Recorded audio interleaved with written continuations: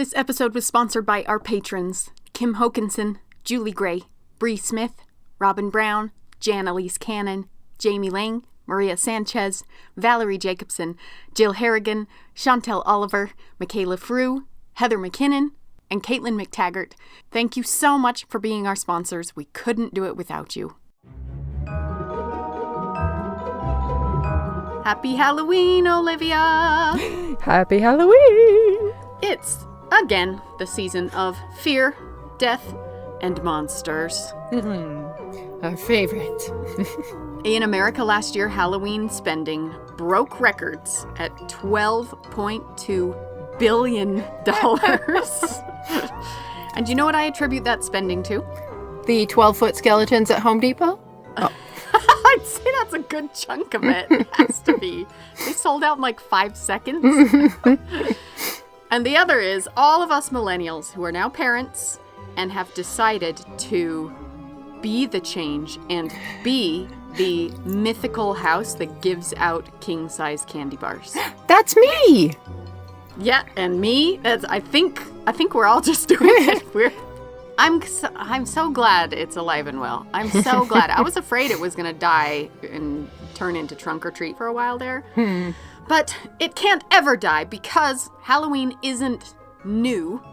And many, if not most, of our cultures across the world have an ancient holiday on the cross-quarter date of October 31st or November 1st. And it seems like humans have just decided that this is the most appropriate time for contemplating death, loss, fear, darkness. And so for millennia, we've been asking ourselves at this time of year, what should we fear? Or who? Is the monster out there? Or is the monster within? And so, without further ado, I am taking us to Sicily, 1633. Ooh. In the dungeon of the bishop's palace, a mother and daughter are saying their goodbyes. I would do it again, the mother says. I freed us from him. I freed you, at least, she says. My only regret is that I was caught. Now here's my last wish. Tell no one what you know. Let all the blame die with me. A guard enters the dungeon and drags the mother away. The time of execution has come. Teofania di Adamo was executed in a bizarrely brutal way, which tells us, if nothing else, that the Bishop of Sicily was really, really disturbed by her crime. Any guesses what her crime was? Well, presumably she killed her husband? She killed her husband. Witchcraft? Almost. By creating an undetectable poison and using that to kill him.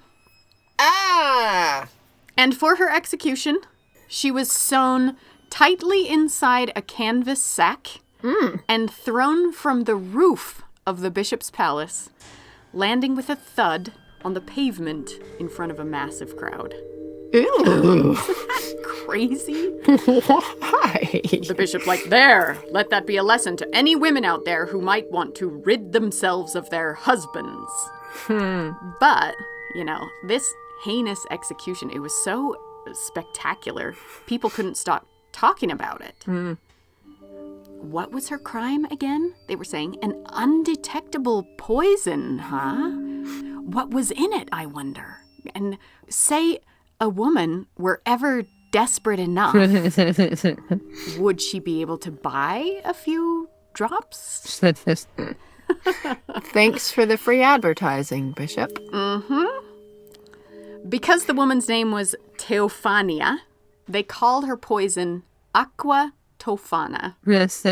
And her daughter, Giulia. In Sicilian tradition, children often took their parents' first names as a surname. So her name was Giulia Tofana. She carried her mother's legacy with her. Say you were going through life knowing the secret recipe for an undetectable poison. How could you not end up using it? What kind of circumstances would drive you to do it? And how would you go about it? So, who is the monster in this tale, I ask? Who indeed? I'm Katie Nelson. And I'm Olivia Mickle. And this is What's Her Name? Fascinating women you've never heard of.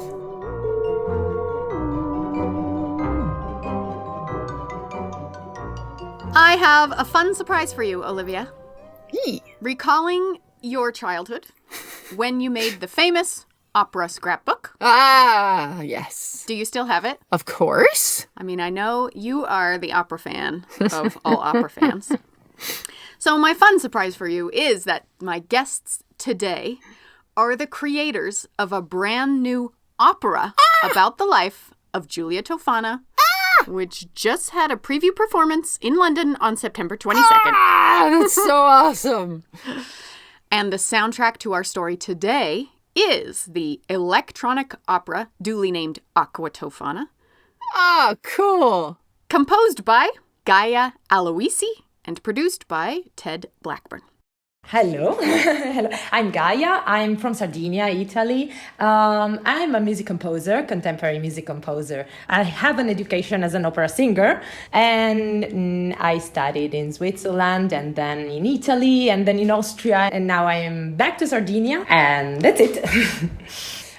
I'm Ted. I'm from London, and I'm the producer of Aqua Tofana. And I grew up as a ballet dancer, but now I work as a stage technician. And I'm passionate about opera. This whole project started as I was doing a master's in performing arts management at the Academy of La Scala in Milan, and we had to prepare for our end of year exam a project that we had to make feasible. And I was doing it together with a friend, and we really wanted to do something very Italian and something that we genuinely cared about. And we knew about this amazing story of Giulia Tofana. And we wanted to bring young, lesser-known people into the fold. And I literally just wrote to the Academy of Santa Cecilia, which is based in Rome, and I said, this is what we want to do. Do you have anyone that you think would be interested? And they sent us this list of, I think it was maybe about 7 students.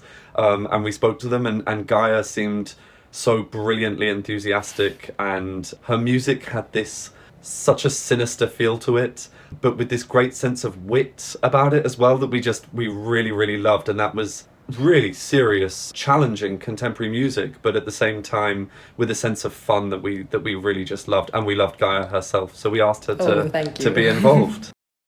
That's how it all got started. That's awesome. What a great idea. If ever there was a story made for opera. Yes. The time period, the costumes, the vials of poison, the whole thing. The mass murder. Aqua Tofana, the opera, takes us to 1659 Rome, the eternal city, when Giulia Tofana's poisoning ring was uncovered.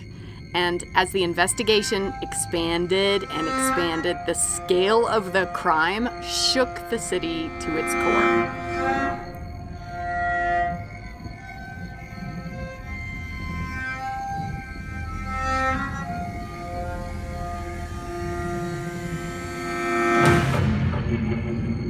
The opera even flashes us back musically to Sicily, and actually the librettist for the opera found an old Sicilian nursery rhyme that mentions Mistress Tofana. Wow.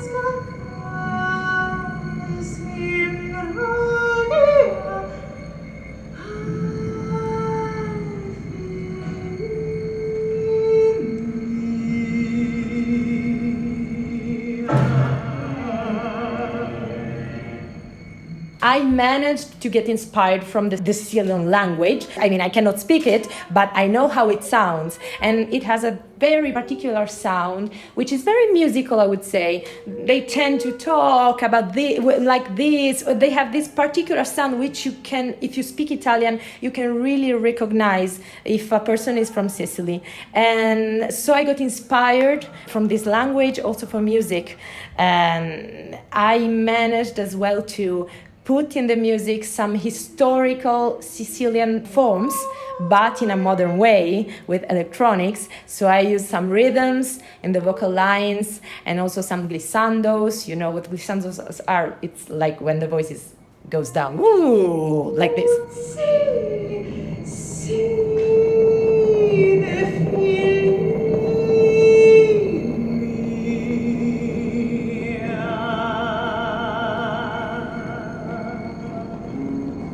Yeah. Oh, it's brilliant. It's so fantastic. It's so dark. But then the fact that on top of it, that's what I love about Gaia and Fabrizio's collaboration, is that you have this unbelievably sinister atmosphere. And then what we have is essentially a children's nursery rhyme, you know, about this woman, which is so, I don't know. It gives me goosebumps. I asked him if they could read me the rhyme. So okay, I found it. So, a musca che s'imbroglia filinia, batti la luzzi con una strema smania, e chiossa la luzzi s'infilinea, grira praiuto agnura tufania. I apologize. No, that was fantastic. For the audience, I think people are listening to us. I'm going to go for it in English, so we have it. At least I can do English very well. Yeah. The fly ensnared in the silken thread beats its wings in frantic dread. The tighter it winds, the louder its cry, calling out for Mistress Tofana.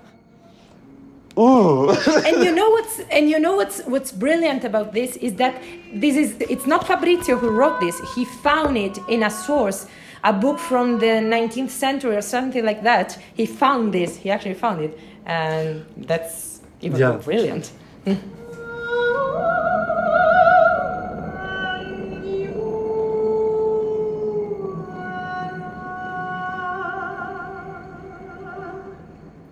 I am pleased to hear that Italian nursery rhymes are just as disturbing and macabre as English ones. And that's what I love about them, because I think nursery rhymes are secret encoded information for the next generation. It's sort of like, here's a hidden message, and when you get older, you might realize what I have been trying to tell you. Because, like, on the one hand, it's just like, oh, a fly caught in a web. But as you're a woman trapped in an abusive relationship later, you'll be like, wait, I'm the fly caught in its web, and isn't there somebody I can call out for? So then everyone in Sicily knows about Mistress Tofana. The secret's out. She knows how to make her mother's poison also. So Giulia Tofana left Sicily. At the time, Sicily was part of the Spanish Empire. So she left the country and she traveled to the independent Italian city-states. There was no Italy as we know it. Because Anita Garibaldi has not arrived. Mm-hmm. Giulia Tofana was Sicilian, then she moved to Naples, and then to Rome, where she started her business, basically. She began to have her successful career as a professional poisoner. Officially, she was an alchemist, an apothecarist, but she was very sympathetic with women who were trapped in an abusive marriage, because, you know, in 17th century, if you were a woman, either you got married or basically you had no rights. Like, you were considered as an object. Possibly she was married before or after she arrived in Rome, but it's really the women who formed her inner circle who are the main characters of this story, as we shall see. So she started selling this product, and it was called Aqua Tofana.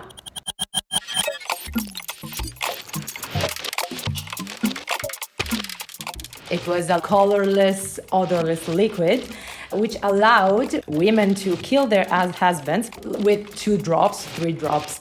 And the very useful thing is that it was a slow death. So they weren't suspected at all.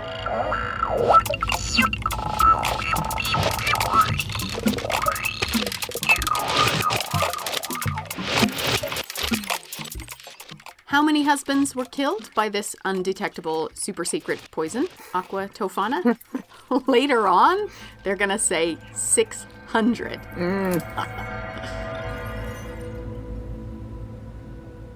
Even today, they're not entirely sure what this Aqua Tofana was made of.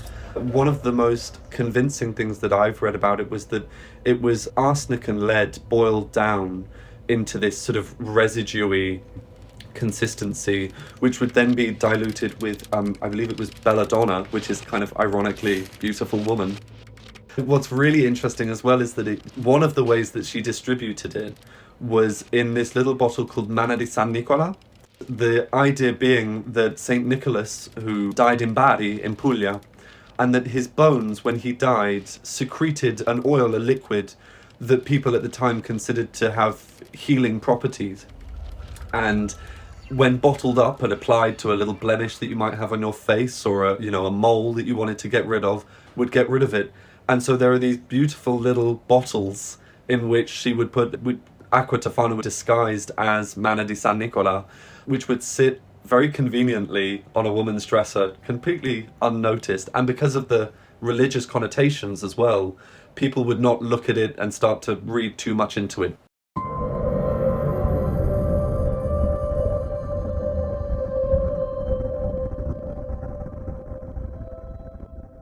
Now, some people say Aqua Tofana, the poison, is a myth, and that there's no way to make an undetectable poison. Or maybe it was just arsenic, nothing special. I was going to say, that's what I'd heard, that it was arsenic or strychnine or something. Yeah, but this is interesting because this case is happening in the 1659. And we know, because of the Who You Me episode, that it wasn't until the early 1800s that they could actually test for arsenic poisoning and prove it. So arsenic is an undetectable poison in the 1600s. And some people say that there's no evidence that Giulia Tofana trained as an apothecary, and so probably the whole story is invented. To which I say, O ye of little faith. Oh, how could women obtain medical knowledge without the official patriarchy machine endowing them with that knowledge? How could women have learned things? It's never happened. So not only did the poison not exist, but the woman didn't exist. There's all kinds of takes on the story of Aqua Tofana and Giulia Tofana herself. Sure. But in fact, in the 17th century, Italy was world famous for its expertise in poison. This was like common knowledge around the world. The Italians, they know how to get poisons done. That's the place you go for experts. So saying that no woman could have ever learned that, even though we know that it is what Italians are famous for at the time, I'm not buying that. But let's just say, for the sake of argument, that she didn't have a special poison and it was just run-of-the-mill arsenic. Even if that's the case, the level of public terror about her poison is fascinating because at the time, everyone believed there was a real threat of an undetectable poison running rampant in Rome, and they were terrified.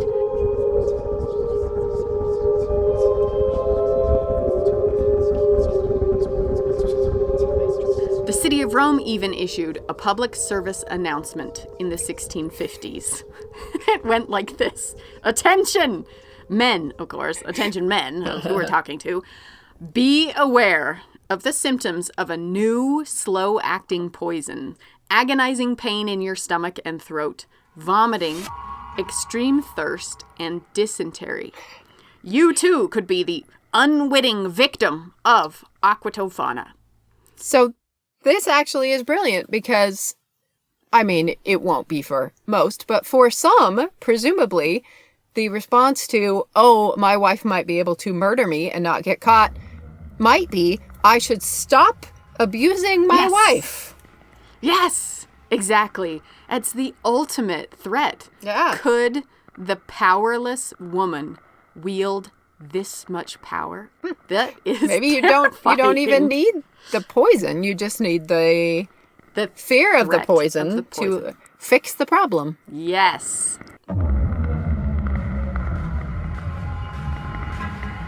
A lot of the truth of Giulia has been really lost over time, wouldn't you say, Gaia? That it's sort of, she's become this legend, and almost like this. What I love about her is it's like she's like the boogeyman for the patriarchy. All these powerful, influential men who had an absolute stranglehold on society. One of the most powerful cities in the world, Rome in the 1600s, and She really made of it what she wanted. Her position in society, I think, is so interesting. She's so nebulous because I think it's really easy, and we, in our conversations when we were creating the opera, it's really easy to put her in a box. It's either she's a witch, or she's a huge emancipator of women, or she's a businesswoman. The reality is she's all of these things. She's an unbelievably complicated character, and the fact that we don't know the real truth about her just makes her all the more brilliant. She just is this, like, ghost in time.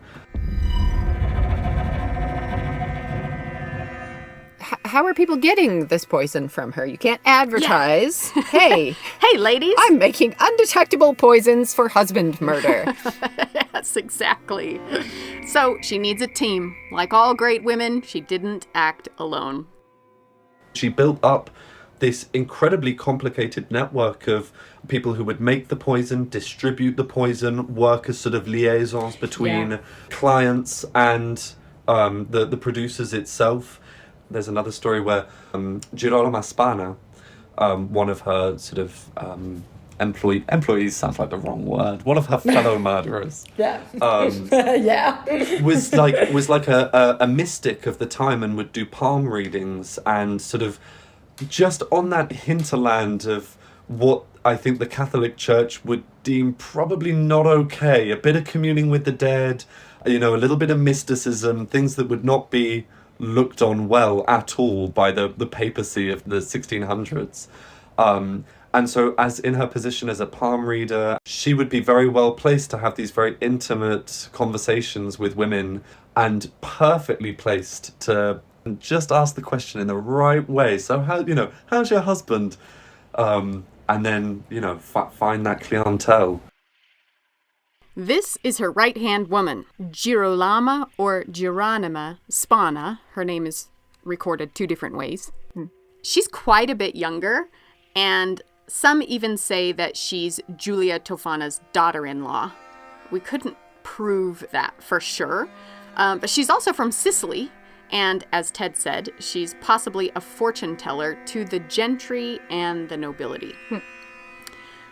Everyone believed in some sort of magic at this time, and it's been well written about in lots of academic histories. The magical underworld of Rome, that's what they call it. I just feel like there's a tour. Yes. What's her name? Magical underworld of Rome. We should do it. Guaranteed no poisoning. Yeah, probably. Guaranteed arsenic free. Anyway, in this time period, the line between religion and magic is so blurred. There are blessings, there's holy water, miracles, there are exorcisms. All of this is religion. That's not very distinguishable from spells, astrology, potions, charms. Like, what's the difference? There is no difference. For example, there's a booming trade in things like sheep's hearts, powdered menstrual blood, flayed frogs, stillborn babies, breast milk, things like this that are common ingredients to be used in spells. And then people generally believed that if a priest spoke the words of the spell, it would be more powerful. Or you could write the spell down, and if you could get the priest to just pass that piece of paper underneath the communion chalice, then it was going to have extra power. So there's this really fascinating blend. Love potions made with a piece of the true cross. Massive black market. And eventually the demand is high enough that Giulia recruits some discreet and highly competent women. Let's meet the team. La chiamano profetessa. La macellara assisto. La conosciuta. L'astrologa. Okay, so we've got Giulia Tofana. She's the lead. And then we have the fortune teller to the gentry and nobility. That is Girolamo Spana. Now we have the 2 poison makers.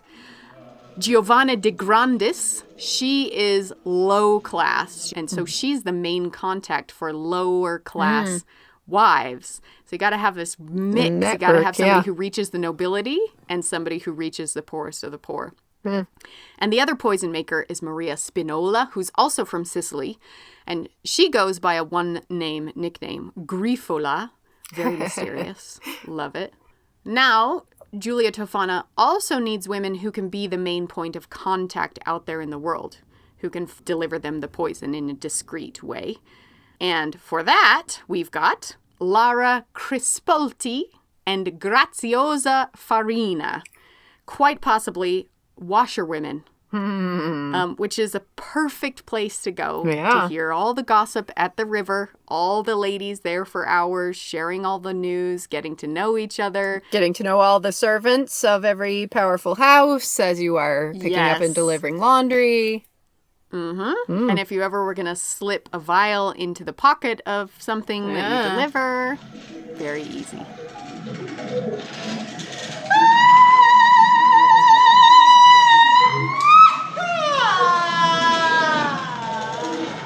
Voglio un nome. Giulia Tofana.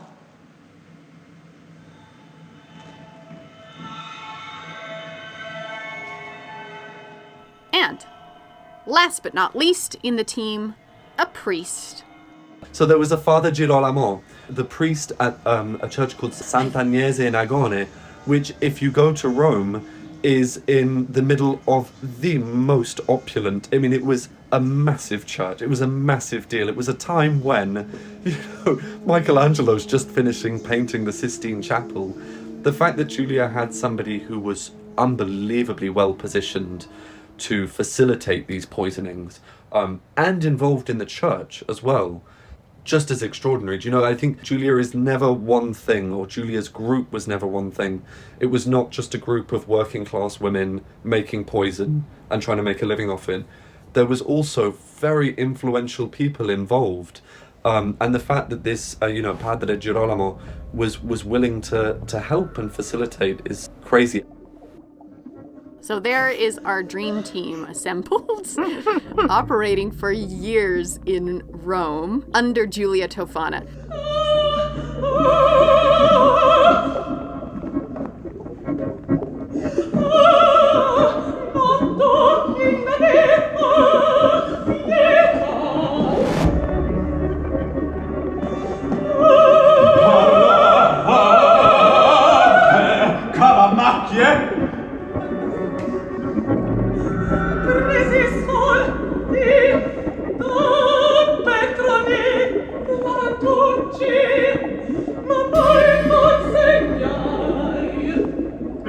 Opera vostra. Per carità!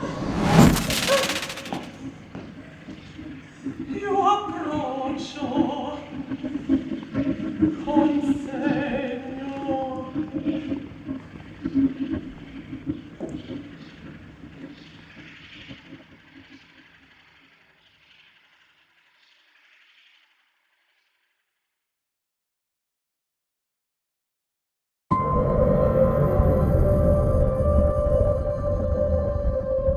Giulia Tofana. She is anonymous. She is so totally under the radar. There's basically no evidence of her.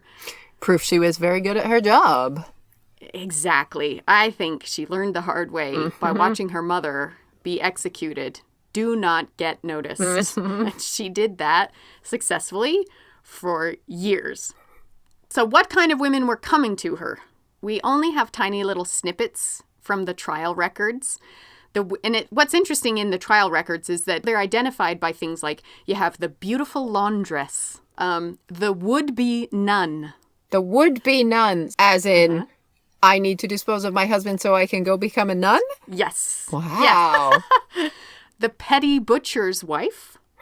And we actually know that petty goes with the husband. He's like a second-rate butcher. And also various beggars, prostitutes, and servants. A lot of women. A lot. The more one reads about Giulia Tofana, you can't help but love her. She's just kind of brilliant.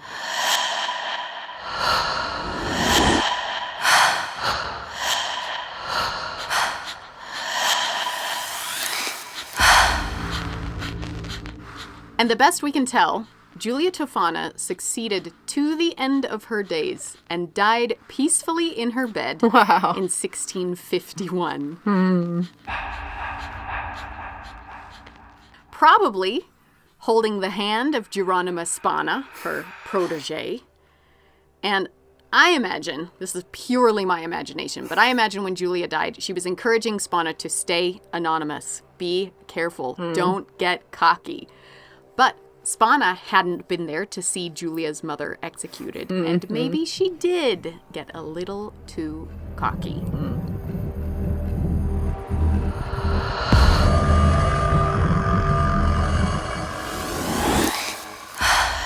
And that, it may be, is how about 8 years later, it all fell apart. There are different stories of how the poisoning ring was uncovered. There's a biography of Pope Alexander the Seventh, and it talks about his involvement in this case. And one of the reasons they suspect she got eventually caught was that there was just suddenly a massive excess of young widows who just happened to have very horrible, violent husbands that just dropped dead mysteriously, which is kind of hilarious. Another theory is that all these women were going to confession afterwards, confessing to their priests of what they had done. Yeah, and there's this other option that a woman made a mistake and she used all the bottle of poison, and so she was caught because of that. This woman was, in fact, a duchess. A tragic duchess. A woman called Maria Aldobrandini. She was married off to a man called Francesco, who was part of the Roman nobility at the time. She got married to her husband, who was 30 years her senior, at 13 years old. Which I think just serves as a reminder there was no autonomy, there was no voice. You were a pawn for the betterment of your family.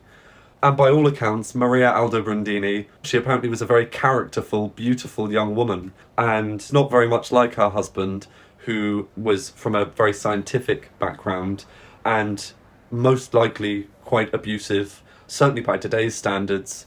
And later on in her life, she fell in love with a man, and very conveniently, her husband, who had been fit as a fiddle, dropped dead one day. And what's so interesting, and it gives you a sense of the scope of Giulia's network, was that one of the women who worked for Giulia was called Giovanna de Grandis. And this duke, when he passed away, had an open casket as he was being led to church where he was going to be laid to rest.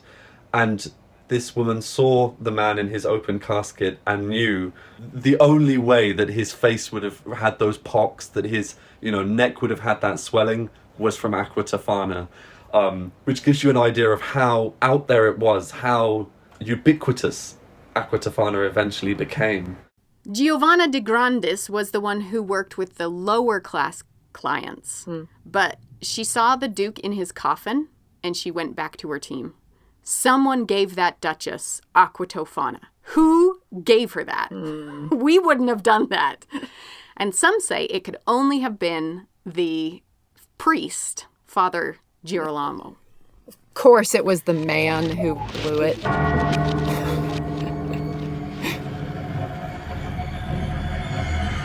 I just have to add this. Neither the Duchess nor Father Girolamo were ever implicated or questioned in any way. Jeez. The governor of Rome, the Pope, the whole giant patriarchy is coming for them now. But they don't just arrest them. They set up a sting operation. Giovanna de Grandis was the least reliable or the least discreet. And it was decided they would set a trap for her. And Giovanna de Grandis was palm reader and confidant to many women. And so they sent in a fake woman called Loretti, who started to complain of her husband. And after, a couple of weeks of visiting this mystic, at the moment when the poison and the money changed hands, 2 guards stepped out and... They caught her red-handed. She was arrested, and then the real witch hunt began. And what was known as the Spanner poisonings trial took place in 1659 in the Tordinona prisons, which ironically today is a theatre. But still exists. Yes. The building still exists today.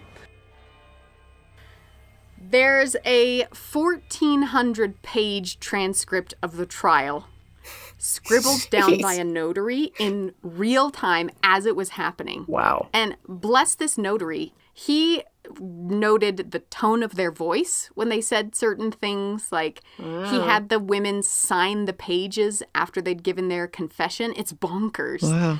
It was consulted by a historian in the 1800s and then never again. It just sort of became this mythical thing until Craig Monson, in the last 10 years, went and found it again and raked through the whole entire thing. Jeez. His account of the trial is brought to life in a new book called The Black Widows of the Eternal City, which was published in 2020. So we know a lot about the trial, and it went just as you would imagine. A group of suspected female criminals in the lap of patriarchy in 17th century Rome. Their general tactic seems to have been bring in the women individually, see if they'll confess, if we offer them immunity. Of the 46 women they brought in, only 2 took them up on that. Wow. Then they're like, okay, we'll torture them, then see if that breaks them. Even that didn't break most of them. They refused to confess even under torture. So then this seems to have been their go-to tactic. Bring in the women in groups with their friends and torture one of them while the other friends are forced to watch. And then the women watching will give up a confession in order to save their friend. And that's how it all went down.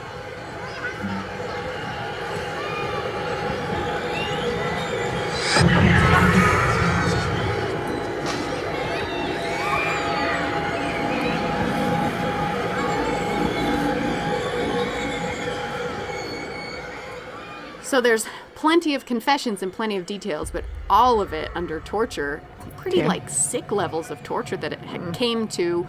And if they're just arbitrarily singling out any woman whose husband died, death rates were high in general. And then under torture, they're like, name names. Yeah. Who else? So it was proper witch hunt with people naming names, and those women come in here, name names, and then we won't kill you. So the result in the end was lots of eventual confessions. Surprise. That feeling of being trapped at all angles. And Fabrizio, our librettist, Gaia, you may have more to say to this. I think what he has done really masterfully is include in the lyrics of the opera that feeling of class is really something that he explores. It's not just a femininity against the patriarchy. It's in all ways this woman who's come from Sicily with nothing is trapped, but my God, is she gonna make it work for her? And Fabrizio has captured that just brilliantly, I think. He was so Gaia sensitive to all this to this complexity, to the complexity of the character. He was able to put all these elements, as Ted said, without putting it like, women versus abusive partners, but everything was so complex and balanced, I would say. So it was very nice to work with Fabrizio's libretto. Also, musically speaking, very easy to put his words in music, to conceive music, reading the libretto, because everything worked, basically. And with just 3 singers, Fabrizio and Gaia, and subsequently our lighting designer and our director, have really cleverly managed to make the use of just 3 people in a story that probably has about 15 people involved. They're interconnected, and everyone changes parts a little bit. And as Gaia says, the reality is revealed really slowly, but it is thrilling, isn't it? I would say. Yeah, and also, as we were talking about that, Fabrizio managed to use only 3 voices, for a lot of characters. And since you have all these flashbacks and these lines, then you have one singer who suddenly switches to another character and the time and space changes. And I think it's going to work. Ted, what do you think? I'm certain it's going to work. But then again, I don't think I'd be a very good producer if I said I didn't think it was going to work.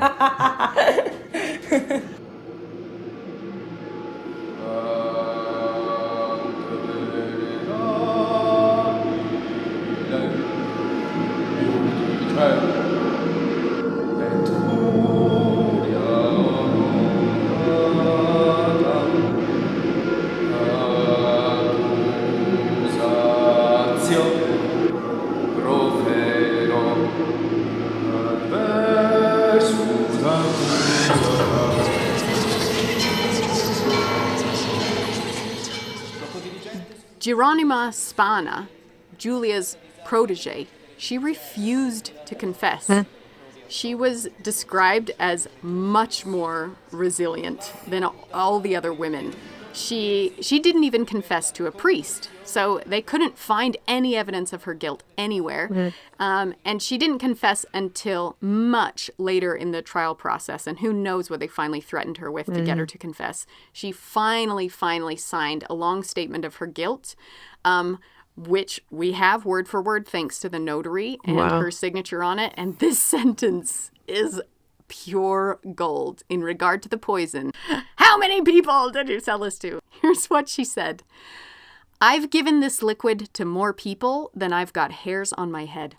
Wow.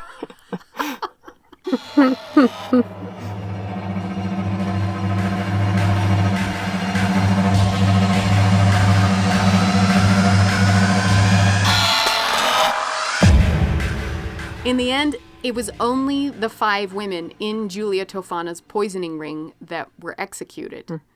The 5 women who, as far as the investigation could prove, never actually poisoned anyone. But they're the ones who go to the gallows.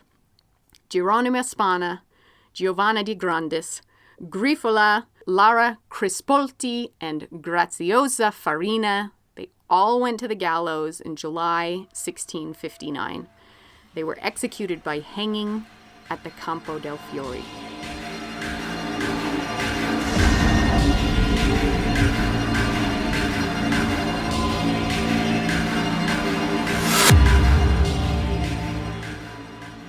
The scholar Craig Monson, who wrote The Black Widows of the Eternal City, he says it's a story representing, it's a pretty great quote, let me read it, the abused 17th century Roman housewife, her strength to fight back, her brief success, and her ultimate defeat by powerful men and a society that offered precious little recourse. You have this ambivalence, you know, she's helping women, but at the same time, she's a killer. She's helping people, but she's a businesswoman. It shows the complexity of human beings. We're never just one thing. I'm not just a composer. She was not just a composer, a businesswoman or a poisoner. She's helping fellow women, but at the same time, she's a serial killer. So that gives rise to the question, what's good, what's evil, what's ethical? There's a good side in all of us, but also a, let's say, evil side. We're a complex system, so I know I also tried to put this in the music.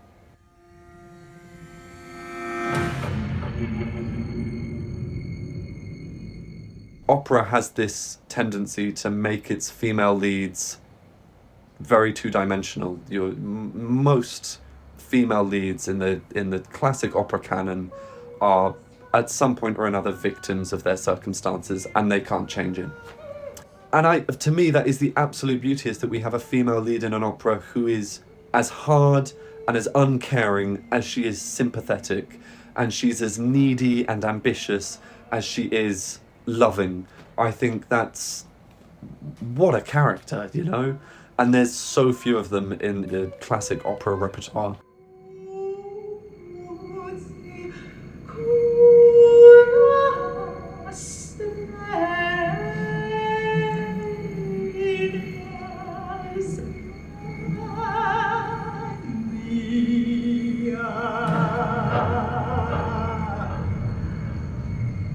I just wanted to say how important it is for us that opera is made accessible through new stories and a living art form for people to come and interact with. That's what's kind of at the heart of our mission, and maybe not what people expect opera to be all the time. It certainly doesn't come with the same ticket price. It doesn't come with the same narratives. You don't have to get dressed up to come. Also, it doesn't come with the same instrumentation because you have an electronic opera. So There you go. yeah. Yeah, mixing it up. We're really a group of people who are sort of reimagining what this wonderful, magical art form can be in a modern way.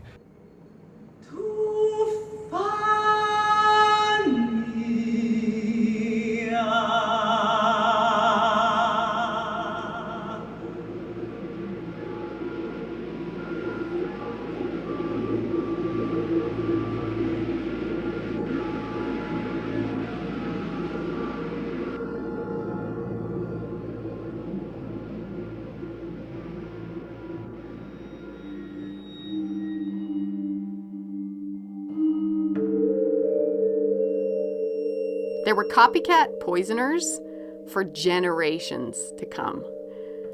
And that, more than anything, testifies to the legacy of Giulia Tofana. Like, in 1730, so like a full 60 years later, a notorious poisoner went by the name of Tofana in Naples because her story had become legend. So anybody who wanted to revive that threat of the undetectable poison, they just called themselves Tofana and called their poison Aqua Tofana. Sort of like the Dread Pirate Roberts. Yeah. I feel like it's a title that is passed on in this unending threat to social hierarchy. Because with a few drops of Aqua Tofana, any person, no matter how powerful, could be sent to his maker. And that's why, for so long, no one bothered to really dig up the actual story, since it was presumed it was all mythical to begin with. But no, in 17th century Rome, a group of women took destiny into their own hands and freed themselves when nobody else would. Who is the monster? There's no particular individual. I mean, the abusive husbands, obviously. Society Society. that That's what I traps think. 13-year-olds in abusive marriages. It's the system that everybody was operating in that was the real monster. When we say patriarchy harms everyone, this is what we mean. This is it. Yeah. If the only way for women to escape those situations is to kill their husbands, they'll kill their husbands. Who could change the system? Almost nobody. And that's what I find so fascinating about our social constructs that we all live within, especially, political ones that we're experiencing right now. Who can change it? They decided to be the change that they could be. Can't change the whole structure, but what I can do is free this woman from that man. Well, and like I said, I mean, it's not just freeing individual women. It is changing the power balance. It's changing the narrative. It's making at least probably some men a little bit more cautious about the way that they treat the women around them. Yeah. Helpful. Yeah. How many wives just sort of muttered under their breath to their husbands, I could always get some Aqua Tofana. Just remember that, I just suddenly acquire some oil of St. Christopher and... You'll never know what's in my bottles, will you?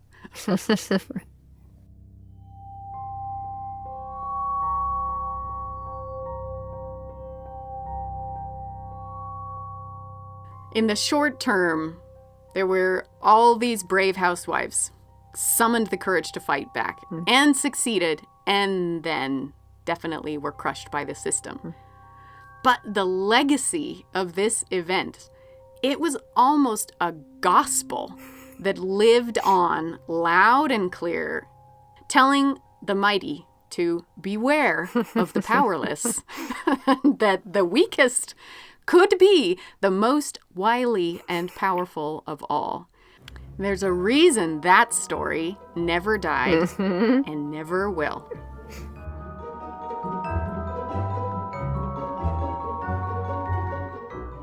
The idea that in the most powerful city, at its absolute apex, when the patriarchy was absolutely at its strongest, somebody taking control of their own circumstances, to me that's the most inspiring thing. Giulia, in my head, in my vision of her, doesn't ask anyone for permission. And I'm saying that as a man, I can't even imagine, do you know what I mean? I think for women across the world who feel that today, you don't have to wait for permission. Go, take it. She just does what she's going to do, and she doesn't need anyone else's reassurance. I think that is so inspiring, that sort of rock solid, I know that the reasons that I'm doing something is correct. I know that the outcomes are correct, and, you know, to hell with them. Let's just do what's right. That, I think, is unbelievably inspiring. Not that I should probably say for the listeners and the police that might be listening, I'm not condoning murder. I'm just saying that, yeah, it's up to us to change the time we live in, and I think that's so beautiful.